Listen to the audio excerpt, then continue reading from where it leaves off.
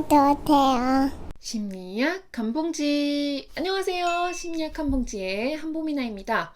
우리 팀의 분위기를 망치는 사람이 혹시 있나요? 오늘은 우리 팀을 썩게 만드는 나쁜 3가지 유형에 대해서 말씀을 드리려고 합니다.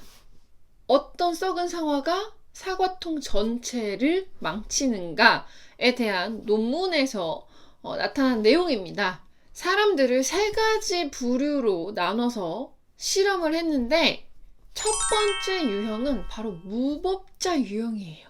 무법자 유형은 거친 농담, 불쾌한 장난, 수시로 이런 것들을 하는 사람들을 무례한 무법자 유형이다 라고 이야기를 합니다. 회의를 하는데 어떤 사람이 아이디어를 이렇게 던졌어요.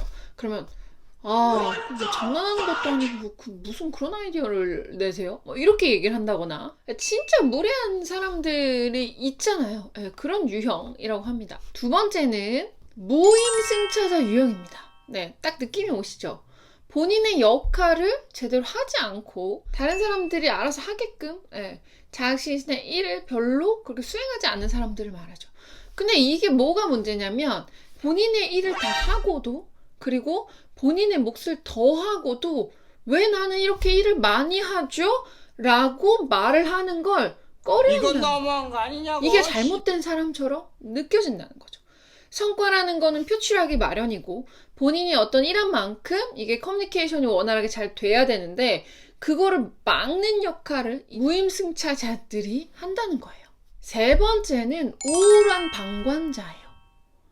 근데 제가 직장에 다닐 때도 분명히 이런 분들이 계셨어요. 맨날 투덜투덜거려. 맨날 뭐가 이래서 싫고 제가 이래서 싫고 팀장님은 뭐가 그렇고 고객사가 뭐가 그렇고 매일 불평불만한 사람들이 있어요. 혹시 주변에 있으신가요? 네. 이런 사람들이 위험한 이유는 뭐냐면요. 이렇게 계속 불평불만을 쏟아내면 아니면 개인적인 우울한 정서를 계속 쏟아내잖아요. 그럼 주변에 있는 사람들이 물들어버려요. 이런 부정적인 감정을 빨간색이라고 본다면 처음에는 우리 팀에 노란색, 파란색 이런 여러 가지 긍정적 감정들이 있는 그런 감정들을 주로 공유하는 사람들이 많았는데 점점점 이 집단이 빨간색으로 물들어간다는 거죠. 사실 부정적인 감정을 많이 표출한다는 건 그렇게 좋은 일은 아니에요.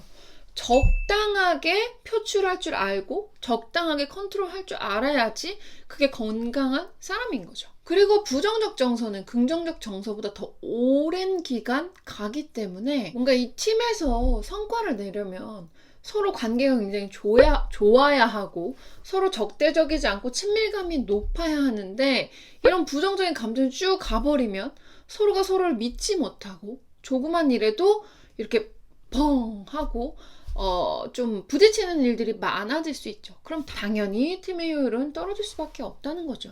수많은 연구에서 우울한 사람과 소통한 사람은 이 이후에 분명히 기분이 나쁘거나 우울한 정서를 느끼는 것으로 나타났습니다. 그래서 이 썩은 사과의 영향력은 생각보다 컸다고 해요. 무임승차자나 무법자 유형이 속한 팀은 그렇지 않은 팀에 비해서 35%나 더 나쁜 성과를 냈다고 합니다. 그리고 우울한 방관자는 이런 팀의 성과에 큰 영향을 주진 않았지만 의욕을 저하시키고 정서적으로 이렇게 기분을 좀 가라앉게 만드는 팀 분위기를 좀 다운시키는 그런 결과를 도출했다고 합니다. 특히 이 3가지 유형 중에 무법자 유형이 가장 큰 고통을 초래한다고 합니다. 다른 동료들을 굉장히 상처받고 분노하게 만들었다고 해요. 팀원이 될 자격이 없다던가 이런 말을 내뱉었을 때 그 사람들이 받는 상처는 진짜 어마어마한 거죠. 사람들에게 무례하게 대하는 사람들, 꼭 팀에서 뿐만 아니라 내 주변 동료나 아니면 지인분들 중에 그런 분들이 계시다면 우리 모임에서 이렇게 쏙쏙 뽑아내셔야 돼요. 물을 뽑듯이 썩은 물을 뽑듯이 썩은 사과를 골라내듯이 뽑아내셔야 합니다. 그래야 우리 팀이 더 좋은 효율을 낼 수 있고 더 좋은 성과를 거둘 수가 있습니다. 오늘 영상 여기까지 하도록 하겠습니다. 다음 영상도 쓱 보러 오세요. 구독과 좋아요 놀러주세요. 아님 버튼 눌러주세요. 고맙습니다.